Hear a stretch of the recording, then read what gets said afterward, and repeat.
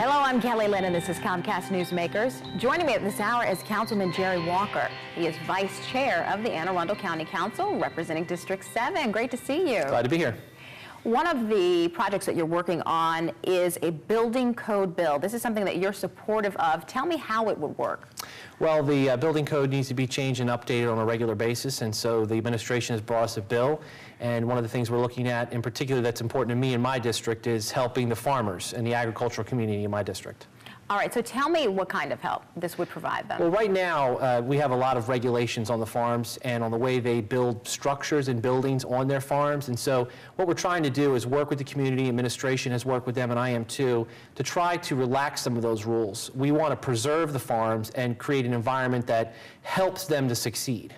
All right, so we're talking about, give me some more examples of relaxing the regulations for them. Some of the structures that they have to build, the way the process has worked in the past is that they've had to go out and actually hire engineers that cost them thousands of dollars to do design and develop these projects just for simple buildings on their property.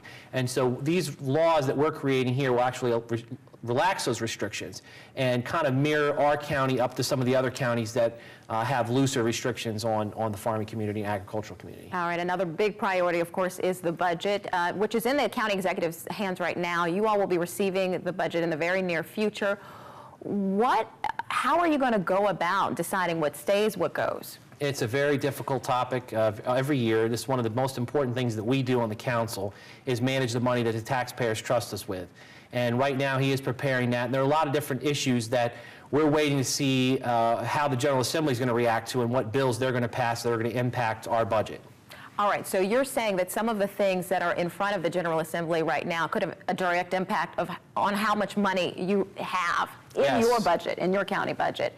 One of which is maintenance of effort. Explain to people how maintenance of effort works and how that's related to the county budget. Sure. Maintenance of effort is a calculation that allows us to figure out what we spent on each child in the county public school system.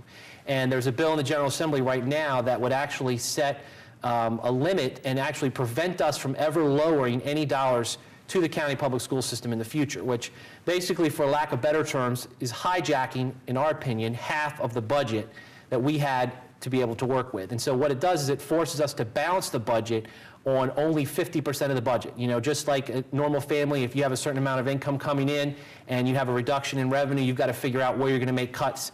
And you want to try to look at everything. And right now, the way this bill is structured is if it passes, we'd not be able to look at education as an area to cut. We'd only be able to cut other areas like police, fire, roads, water, sewer, those types of issues. Right, and public safety, of course, is very important to the public. They want to make sure that that stays intact. It's being threatened, in your opinion, right now? It is, and actually our police ratios right now are low as compared to some of the surrounding jurisdictions. I mean, the number of officers to actual citizens is very low in the state of Maryland and in the larger counties that are sized similar to Anne Arundel County. And so it's already, in my opinion, threatened, and this would really hurt it. Okay, so I want to move on to another program that you're particularly excited about, one that you've been recently involved in, the Model Government Program. Explain how that works. Yeah, it's great. The administration has set up a program, and I'm not sure how far this goes back, but basically they have applied to allow the students in the public school system and in private schools to apply to the county and choose to participate in county government for a day. And so students are selected as the Director of Inspections and Permits, Parks and Recreation. There's council people chosen, a county executive chosen, so each of the students gets to play a role for a day and follow one of those county workers or county government officials around. All right, and then in the end, they're actually voting on legislation and making important decisions, balancing the budget. They are. They have two bills that are in front of them that they get to review and receive testimony on. And my student followed me around, Madison Fredericks, who's a sophomore at Southern High School, for the day. It's a great experience for her, getting to meet his constituents and actually understand some of the real issues that we deal with. All right, Councilman Jerry Walker, thanks again for stopping by. And we thank you for watching Comcast Newsmakers. If you'd like more information about events happening in your community, go to Comcast On Demand and click Get Local. I'm Kelly Lynn, and I'll see you soon.